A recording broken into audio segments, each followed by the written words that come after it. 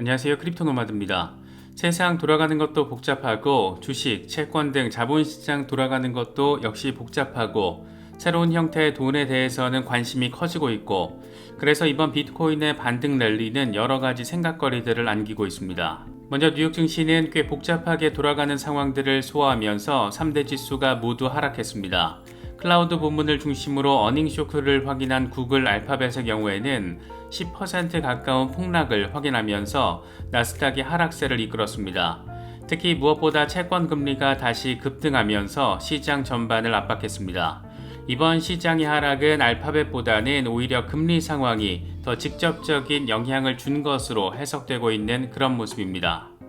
이번에 나스닥이 2.43%나 빠진 것은 9개월 최대 낙폭에 해당하는데 전고점 대비 10% 이상 하락을 확인하면서 기술적으로는 조정 국면에 진입했다라고 바라볼 수가 있습니다.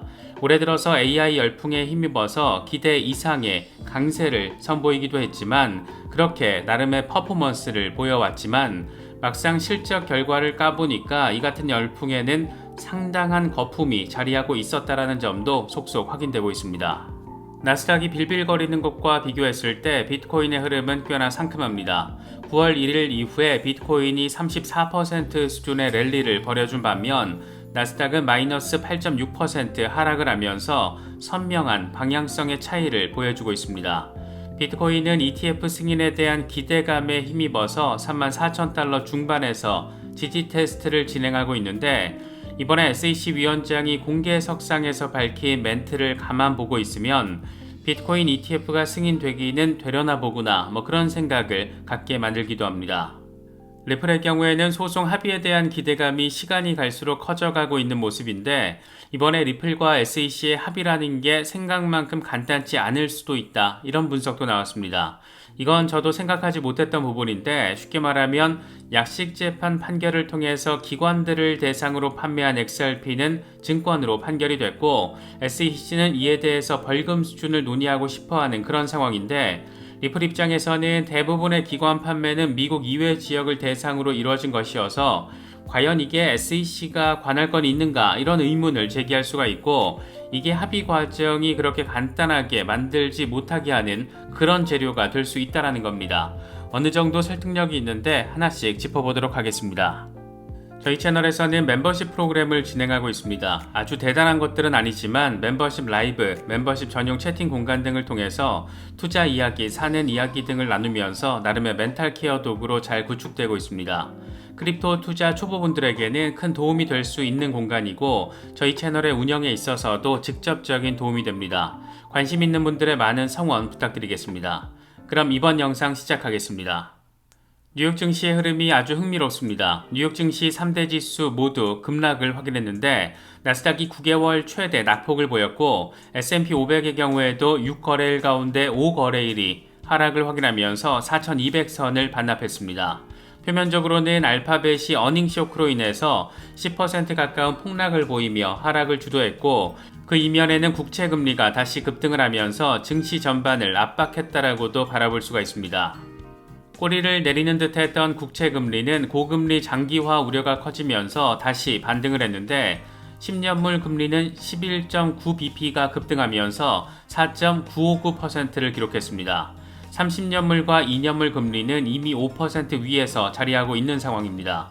특히 30년 고정주택담보대출 평균 금리가 7.9%까지 오른 상황에서도 주택 판매가 늘어난 것으로 확인이 되면서 고금리 장기화 전망에 좀 더 힘이 실렸습니다.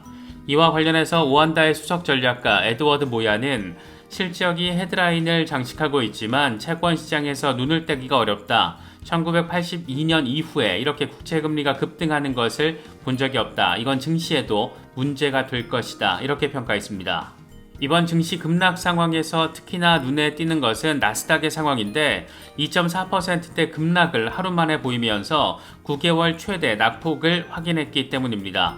보통 전고점 대비 10% 이상 하락을 하면 조정 국면, 20% 이상 하락을 하면 약세장 진입 이렇게 평가를 하는데 기술적인 관점에서 나스닥은 조정 국면에 접어든 것으로 평가할 수 있는 상황입니다. 나스닥은 올해 들어서 AI 열풍을 등에 업고 꽤나 의미 있는 상승세를 선보였는데 주요 기업들 실적을 까보니까 이게 생각보다 과장된 열풍이었다라는 것, 거품이 끼어 있었다라는 것이 드러나면서 하방 압력을 더한 것으로 바라볼 수가 있습니다. 한때 기술주와 비트코인이 동조화 성향을 보이면서 특히 나스닥과 비트코인의 흐름이 거의 비슷하게 진행될 때가 많았었는데 올해 9월 1일 이후 상황만 놓고 보면 아주 극명한 이 차이점을 확인할 수가 있습니다.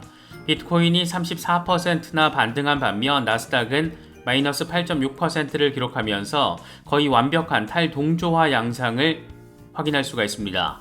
비트코인은 34,000달러 중반에서 지지 테스트를 벌이면서 과연 추가적인 랠리를 잇따라서 진행할 수 있을지 관심이 집중되고 있습니다.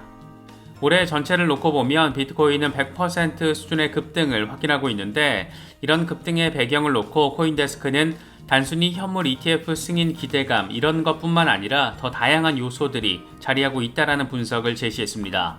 안전자산으로서 비트코인에 대한 수요 증가, 정부 지출 증가와 부채 상승에 대한 우려, 주식과 채권 시장의 불안정 이런 것들이 비트코인의 상승을 이끌었다라는 겁니다. 이와 관련해서 캐프리올 인베스트먼트의 설립자 찰스 에드워드는 법정 화폐가 평가절하되고 글로벌 지정학적 긴장, 전쟁 위기 이런 상황 속에서 세계 최대 규모 자산 운용사들이 비트코인을 괜찮은 안전자산으로 홍보하고 있다라고 평가했습니다. 억만장자 헤지펀드 투자자 폴 튜더 존스는 지금은 미국 주식에 투자하기에 정말 어려운 시기다. 지정학적 불확실성 못지않게 큰 문제는 우리가 직면하고 있는 미국의 재정 적자 상황이고 이건 완전히 다른 정치적 사고방식을 요구할 것이다. 이렇게 말하기도 했습니다. 이 양반은 앞서 아예 대놓고 나는 비트코인을 좋아하고 금도 좋아한다. 이렇게 밝힐 정도로 비트코인에 대해서 호의적인 관점을 가지고 있는 그런 양반이기도 합니다. 이런저런 배경을 등에 업고 어쨌든 비트코인이 의미 있는 랠리를 펼쳐준 것으로 해석할 수가 있는데 단기적으로는 이번 급등 랠리를 연이어서 이어갈 수 있을지 여부가 최대 관심사입니다. 현재 비트코인의 흐름과 관련해서 코인텔레그래프의 기고가 라케시 우베드히에는 비트코인이 31,000달러에서 32,400달러 이 견고한 오버헤드 저항을 넘어서 급등을 했는데 이건 상승 추세의 재개를 의미한다라고 진단했습니다. 중요 지지선은 32,400달러와 31,000달러 구간이고 이걸 지지 삼아서 반등하면 황소들은 40,000달러까지 끌어올리려고 시도를 할 것이다. 반면 31,000달러 아래로 하락을 하면 최근의 돌파가 불트랩이었을 수도 있다는 것을 보여줄 것이다. 이렇게 분석했습니다. 익명의 분석가 크립토 위잘드의 경우에는 비트코인이 현재 34,000달러 주변에서 횡보를 하고 있는데 한동안 32,500달러와 36,000달러 사이 범위에서 움직일 것으로 예상된다. 이후에 39,000달러와 40,000달러 구간까지 랠리를 하고 그리고 나서 30,000달러까지 다시 조정을 받을 것으로 생각된다. 이렇게 바이더 딥이 오면 이때 매수를 하고 40,000달러로 가는 길에 올라타면 된다. 이렇게 설명을 했습니다. 이번에 비트코인이 조정을 받더라도 40,000달러 부근까지 한번 찍고 나서 조정을 받게 될 것이고 이후에 30,000달러 부근까지 후퇴를 하면 그때 매수하라는 얘기를 지금 하고 있다라고 바라볼 수가 있습니다. 또 다른 분석가 맥스의 경우에는 비트코인 인버티드 차트에서 거대한 헤드앤숄더 패턴이 형성됐다라면서 넥라인에서 측정한 패턴의 기술적인 목표는 대략 70,000달러 부근이다라고 설명을 했습니다. 지금의 상단 저항 돌파 상황을 역차트를 통해서 재치있게 설명을 하고 있는 겁니다. 어쨌든 지금 현재 비트코인의 흐름을 긍정적으로 만들어준 1등 공시는 비트코인 현물 ETF 승인에 대한 기대감이라고 할 수가 있는데 분위기를 보면 결국 승인이 되긴 되려나 보다 이런 생각을 갖게 만드는 상황들도 잇따라 포착되고 있습니다. 이번에는 게리 겐슬러가 워싱턴에서 열린 한 행사에서 밝힌 내용인데 비트코인 현물 ETF 관련 규제 기관의 다음 단계에 대해서 묻는 질문에 대해서 이건 직원들의 일이다. 직원들이 위원회에 관련 내용을 보고하기 전까지 모든 걸 미리 판단하지 않고 기다릴 것이다. 이렇게 멘트를 쳤습니다. 이 양반은 과거 비트코인 선물 ETF 승인 직전에도 이와 관련한 것은 직원들의 일이다. 이렇게 밝히면서 직원들에게 공을 돌렸었는데 어쩌면 이번에도 부지불식간에 승인이 되는 건 아닌지 이번에 사실상 이렇게 승인 신호를 준 게 아닌지 괜히 더 기대감을 갖게 만드는 부분입니다. 이건 폭스 비즈니스의 엘레노어 테렛이 밝힌 내용인데 같은 행사장에서 게리 겐슬러가 이런 내용도 함께 멘트를 쳤다라고 합니다. 미국 국민을 위해서 좋은 제품을 출시할 수 있기를 기대한다. 구체적으로 좋은 제품이라는 게 뭘 의미하는지는 명시하지 않았지만 맥락상 비트코인 현물 ETF를 의미하는 것 아니겠느냐, 그런 해석도 나오고 있는 상황입니다. 리플 XRP의 경우에는 0.55달러 위에서 올라서 있는 상태입니다. 단기적 관건은 0.56달러 돌파 여부인데 이번에 성공할 경우에는 0.66달러를 거쳐서 0.71달러까지도 내다볼 수 있는 그런 상황입니다. XRP 맥시멀리스트 가운데 한 명인 다크 디펜더는 지금 XRP는 0.66달러와 0.52달러 사이에서 움직이고 있다라면서 곧 0.66달러를 보는 것은 놀라운 일이 아닐 것이다, 이렇게 멘트를 날렸습니다. 그러면서 지지라인으로는 0.52달러와 0.46달러, 저항라인으로는 0.66달러, 1.88달러, 5.85달러로 제시를 했습니다. 진짜 놀라운 일이 벌어질 때는 포물선형 랠리가 벌어질 때다, 이런 멘트도 함께 덧붙였습니다. 다시 말해서 포물선형 랠리를 통해서 1.88달러 저항 뚫고 이후에는 5.85달러까지 나아갈 수 있다라는 얘기를 지금 주간 차트를 통해서 이야기하고 있는 겁니다. 묻지마 강세론자 수준인 크립토불의 경우에는 XRP 월간 차트를 기준으로 과거 첫 번째 상승이 이뤄졌을 때 XRP는 0.002달러에서 3.84달러까지 랠리를 펼쳤는데 이번의 경우에도 동일한 패턴을 따를 경우에 220달러까지 내다볼 수 있을 것이다. 이런 아주 극단적인 또 전폭적인 전망을 제시했습니다. 이렇게 되면 아주 많이 좋겠지만 좀 먼 이야기 같다라는 느낌이 드는 것은 또 어쩔 수 없는 것 같습니다. 220달러가 될지 22달러가 될지 모르겠지만 극단적인 수준으로 XRP 랠리를 벌이게 만들 만한 요인으로는 앞으로 1, 2년 안에 벌어질 일로는 사실상 소송 이슈밖에 없습니다. 지금 단계에서는 과연 리플 소송이 벌금 합의를 통해서 정리가 될 수 있을 것인가, 이 부분이 가장 큰 관전 포인트라고 할 수 있습니다.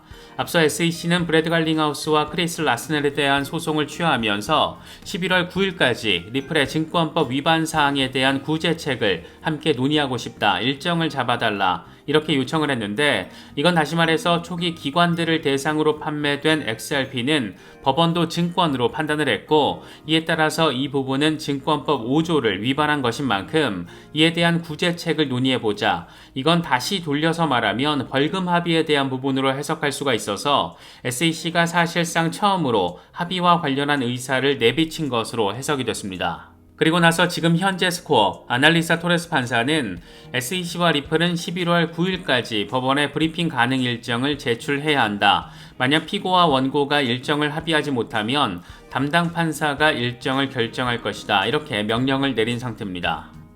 결국 11월 9일 전후로 양측이 벌금 합의와 관련한 논의를 진행하기 위해서 미팅 일정을 잡거나 아니면 법원이 날짜를 골라서 명령을 하거나 둘 중에 하나는 이제 벌어지게 돼 있는 그런 상황으로 볼 수가 있습니다.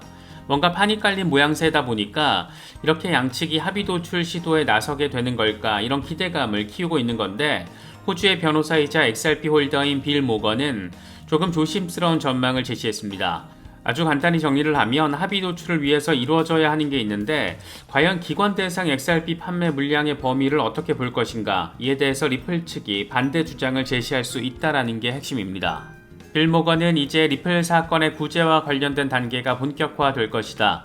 리플은 현재 SEC가 기관 판매라고 주장한 모든 판매가 실제로는 기관 판매가 아니었다라는 점을 주장하고 있다. 다시 말해서 SEC가 기관 판매 거래에 대한 관할권을 가지고 있는지 여부를 따져야 하는데 대부분 해외 결제를 위한 ODL 고객에 대한 것이기 때문에 이건 논란의 여지가 매우 높다. ODL 고객이 XRP에 투자하지 않고 투자 수익을 기대하지 않았기 때문에 투자 계약이 아닌 것으로 볼 수 있다는 건데 이건 ODL 거래가 몇 초밖에 걸리지 않는다는 점에서 명백한 사실이다. 이 같은 점을 강조했습니다. 기관 판매 XRP 물량과 관련해서 실제 투자 목적의 XRP와 ODL 이용 목적의 XRP를 구분해서 바라봐야 한다라고 리플 측이 주장할 수 있다는 겁니다. 이것도 일리가 있긴 한데 기본적으로 SEC가 엉까고 넘어가고 싶을 때 기본 전제는 약식재판 판결문이고 이때 법원이 판단한 7억 달러 규모의 XRP가 벌금 합의와 관련한 기본 전제 조건이 되지 않을까 개인적으로는 내다보고 있습니다. 이번에 준비한 영상은 여기까지입니다. 시청해주셔서 감사합니다. 지금까지 크립토 노마드였습니다.